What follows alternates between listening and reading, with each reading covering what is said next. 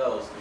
Now for Triple G, he said he wants BJ Saunders. BJ Saunders has made videos after that. Chris Eubanks even tweeted after that, like, so everybody's now like, oh, you look vulnerable, you look this, you look that. Is this the type of fight that he needed? Did he need to show that he had some chinks in his armor, some kinks there to actually get the names at 160 to say, you know what, let's do this?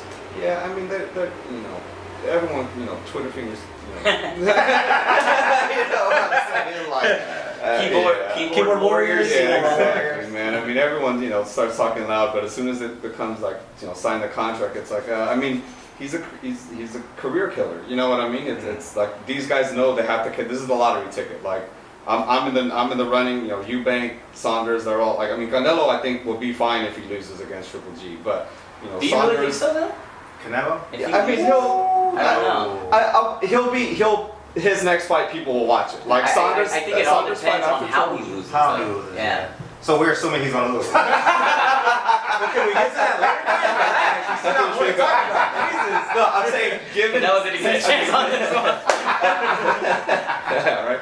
So I'm just saying, like, if Canelo were to lose to Triple G, his next fight, I think people would buy it. I don't think it kills his career. Like Saunders and Eubanks, if they lose to Triple G, like, all right, we're never gonna hear from you again. We don't, like, what's the point? They'll still be so I think for these guys, Yeah, I don't know how dedicated these. I'm sorry, going back to getting off the subject. But I don't know how dedicated these fans are to Canelo, because nowadays most fight fans are fickle. Yeah, very fickle.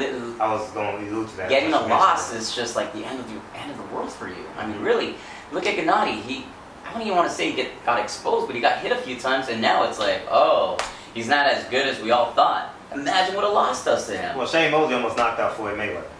In the second round. Everybody's still stuck on that. Yeah. Every Floyd hater is still stuck on that. Every Floyd hater is still stuck on the fourth round punch that Manny Pacquiao landed on. Yeah. Everybody's still stuck on that. We get it. Floyd didn't lose around from 3 on. Yeah, exactly. He wiped out Marquez. You know what I mean? So it's unfortunate. Yeah. We live But in see, a world. like Canelo lost to Mayweather. I know he was a lot younger, but his star status is bigger Yeah, than but I it think was it's then. also because he fought one of the best fighters in the world, and it was just one of those fights where he just got out-boxed and out-hustled. That's all it was. He didn't get beat into a bloody pulp, All right, At least that's in my opinion. Let's get back into what we were talking about. Fred, where does Triple G go from here? Obviously, like I stated, he wants Saunders. Saunders says he wants it too.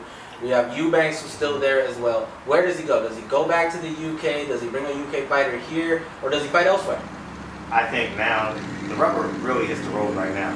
His last 3 opponents: Willie Monroe, Dominic Wade, and 147 pounds. Don't get mistaken with Dominic Verdine. I didn't fight the man. Yeah, the rubber has to hit the road now. You know what I mean? So he has to fight a legitimate contender. Top 2, top 3. We're not going to get Canelo. I mean, let's just be. There's no way in hell they would, because you can steal money in December. No one's really paying attention. January, spring, summer is like where the world is galvanized around them. The March Madness is done. NFL football season's done. So now we're really going into full steam boxing season.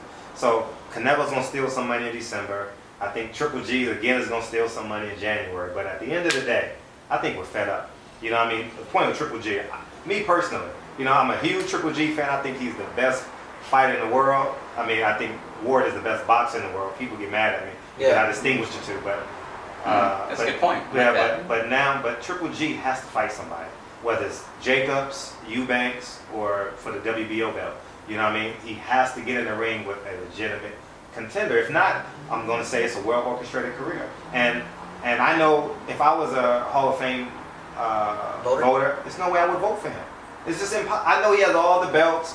He's sexy. He done sold out 5 fights in a row, 6 fights in a row that I can recall. 23 knockouts now. 23 knockouts, Michael Jordan knockouts in a row. Who's to really be blamed for nobody wanting to get Yeah, that's a good point too. But let me, because I did forget that name too. The WBA did order 120 days, for Jacobs. Jacobs himself, after the Mora fight, said that he wanted it. Before he saw the Triple G. Wait, that was what he was supposed to do. Exactly. So, now the question for all three, one-word answer here.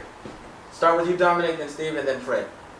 Does Jacobs versus Golovkin get made to be the very next fight? Yes or no? No. Now, short version, why do you believe that's not going to get made? I want to believe it's going to get made, but we've seen it too many times. It's he's PBC's middleweight guy, and they don't want to sacrifice. If Sergey Kovalev loses, what does HBO have left? You see what I'm saying? Yeah. They're not really in love with Andre Ward. They can push him up to 175 where he could have beat Triple G in my eyes. You know what I mean? So I think that sit back and see.